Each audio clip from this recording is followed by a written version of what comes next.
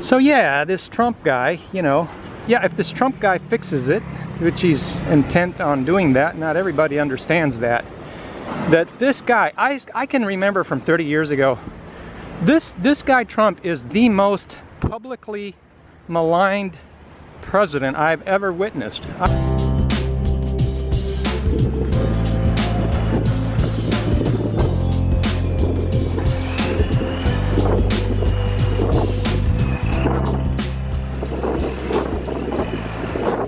I have never witnessed so many people, and I think it's because people are more polarized. They are more, well, I'm sorry to say it, they're ignorant of the deeper understanding necessary. Look, when somebody needs to come in and fix something, they got to do things that are unpopular. You know, popular doesn't necessarily mean good for you, freedom or liberty. But anyway, and guys, if you're new to the channel, this is not a political channel.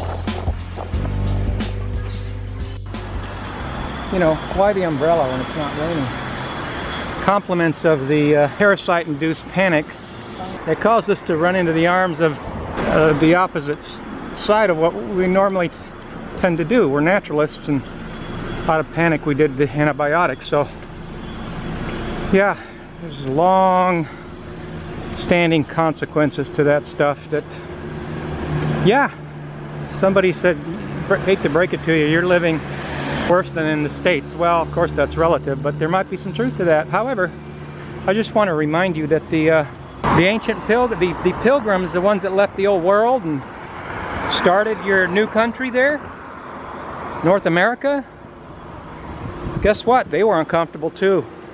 I'm sure they were uncomfortable, but guess what? They had freedom. Freedom and liberty have the same number of letters. And same thing with the Israelites when they came out of Egypt and Moses took them out. They were uncomfortable. They were crybabies. They were crying how they used to eat meat when they were slaves. And now that they were free, they weren't getting any meat. They were crying. They were crybabies. They didn't get the freedom. They didn't get the kingdom of heaven. They didn't get the land of milk and honey because of their crybabying. So, yeah, freedom and liberty is worth the sacrifice, I think. So, and by the way, I've made videos showing everybody my much more comfortable abode that we were blessed with. The Lord had blessed us with comforts. And I'm well aware that I've set aside some comforts. And gosh, it's not like it's a secret. We talk about this all the time.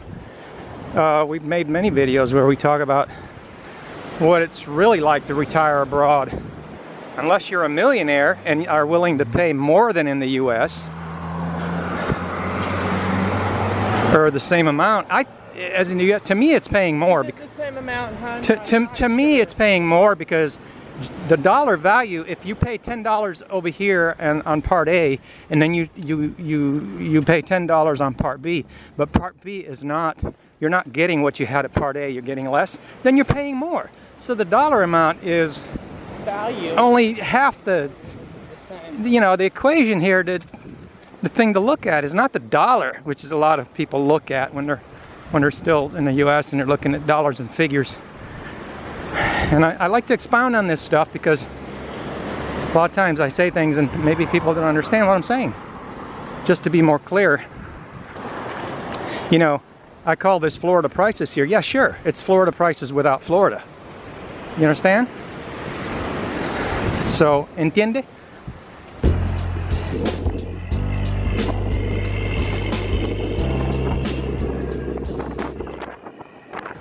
So yeah, you know, if this Trump guy fixes it, or gets started on fixing it, because fixing a huge mess, which is what the US is gonna take more than just a little bit of sweeping. But yeah, if he fixes the place, maybe I'll be the first one in line to pack up and go back, huh? the challenge with this thought here, guys, is this. And it's what I started this video, or was talking about earlier. That you can't, you know, unbelievers like to say you can't legislate morality. But then when they get in power, what are they legislating? Immorality. I don't know. I'm not saying they are or they aren't. But I'm just saying that you can't force people. You know, you can't, and this is what they're doing up there. They're trying to, well, they were doing anyway. They're trying to legislate, like, you know, they think they're going to legislate something and do away with it. Like, you can't do away with hatred by legislating it. Racism, hatred. One man, one group of people putting themselves above another group of people. You know, this is the caste system. The caste system. You know, there's countries that have that, and there's a cause and effect here. Remember, nothing I say is meant as an injury to anybody. This is not a personal attack. This is a conversation about an idea. We're talking about ideas here. Face it, I myself, if I buy into something, then I have to face the consequences of what I'm buying into. Yeah, if you know, he can start turning the place around. There's no question that he's doing it. As unfair it may seem in some instances. To get off that subject, it just puts a big question mark. Of course, our whole channel. It's not like we make this a secret. It puts a big question mark on the idea of retire abroad. To me, well, if you look at the statistics, we've talked about this.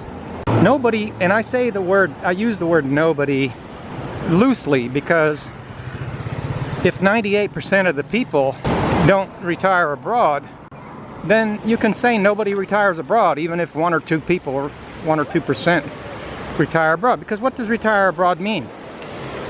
A lot of people come down here, and we've made articles, we've written articles on our Discover Cuenca Ecuador blog.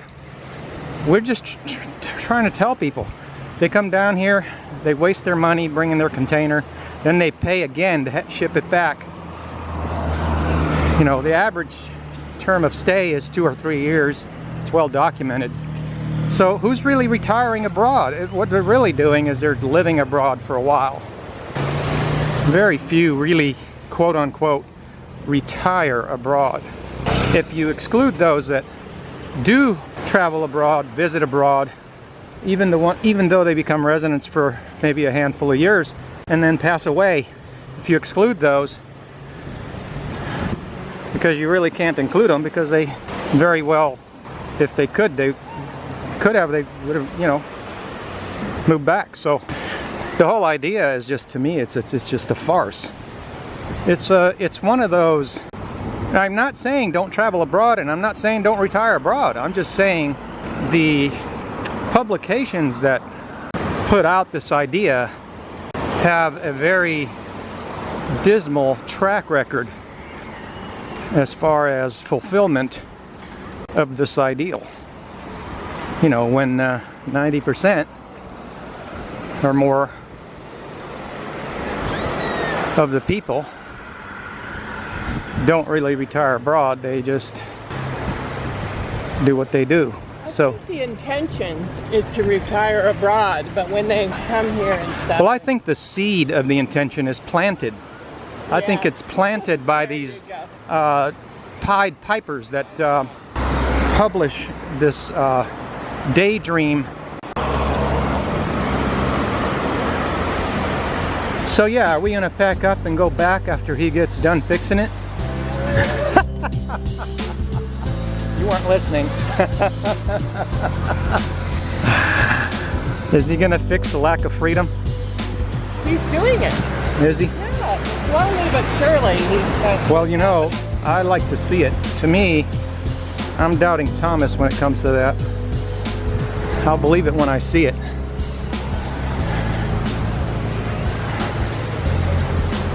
You know, the corruption that exists is deep and entrenched. And as I say, you can't really change people. All you can do is you can put out goodwill to your fellow man. You can love thy neighbor regardless of his color or Well, I think Trump's doing that. or his belief or whatever. But all those hateful people that were coming out of the woodwork, just pouncing on everybody, they showed their true colors. As far as I'm concerned, they showed their true colors. You know, you can't say, or let me ask you, can you? Can you say it's okay to hate these people because they're hateful? Well, then you're turning into one of them, aren't you? You know. No, instead,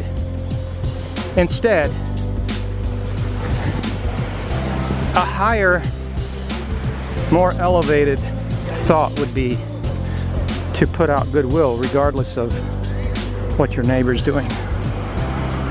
You know, and you gotta be honest in all things, because at the end of the day, you can have no regrets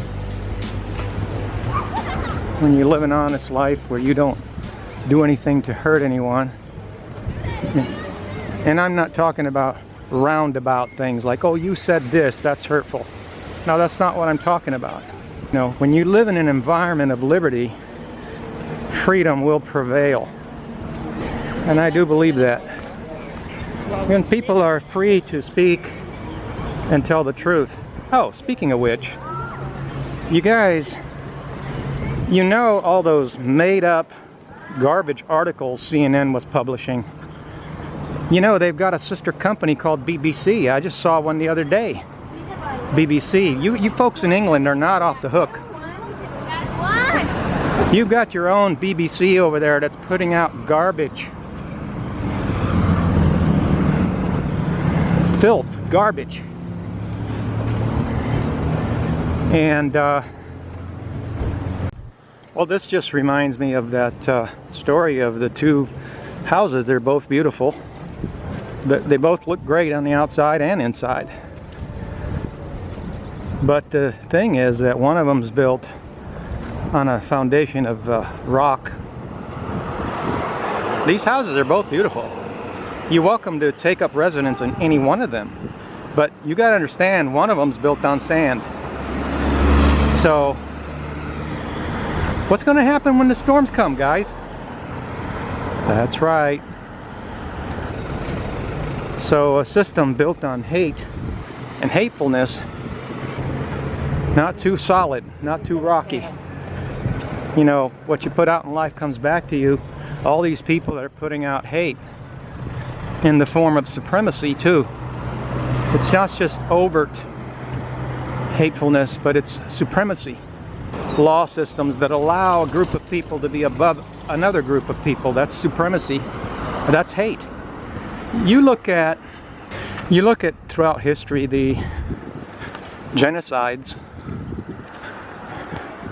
and if you have a foundation and a discerning eye, it all starts because one group elevates themselves above another group. We are all equal before our Creator. And so we're all going to have the consequences. If you talk like the only consequences are after your body dies, then people think they can do whatever they want. What they don't realize is that consequences are in the here and now. After your body dies, well, that's just stuff you got to add to it. You know, consequences in the here and now, in your life now, are based on what you put out. So anyhow, living in Salinas, living in Ecuador,